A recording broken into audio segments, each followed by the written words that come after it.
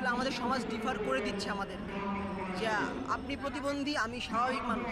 এখন তারা যদি চিন্তা করতো যে না, সেও মানুষ, তার জন্য আমি চলাচলের ব্যবস্থা করে দিব, ট্রান্সপোর্ট করে দিব, তাহলে বাস কিন্তু ওইভাবে করা হতো। এক মুহূর্তের ভুল, স্পাইনাল কর্ডে একটু ওলটপালট, তাতেই পাল্টে গেছে জীবন। পায়ে অদৃশ্য শেকল, 4 চাকার বাহনে চড়েই অসম লড়াইটা লড়ে যান রিপন নাহিয়ানরা।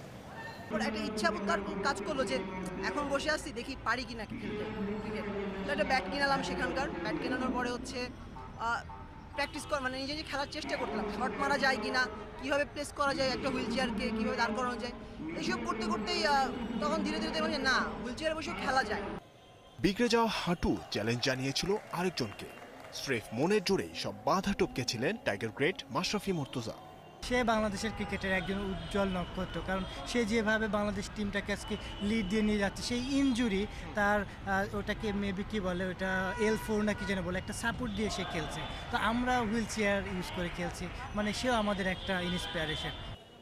ক্রিকেট মন্ত্রে এখন নতুন শুরুর স্বপ্ন হুইল চেয়ার ক্রিকেটারদের। নিখুঁত কভার ড্রাইভেই সব বাধা জয় করতে চান তারা। নিজের মনের শক্তি কাজে লাগান, আর কখনো মনে করবেন না যে আমি তো 4 চাকায় বন্দি, আমাকে দিয়ে কিছু হবে না। আমার মতে প্রত্যেকটা মানুষ যারা এই পৃথিবীতে আসছেন, তারা কোনো না কোনো কাজের জন্যই আসছেন। Zahir Bhuiyan, independent news, Dhaka.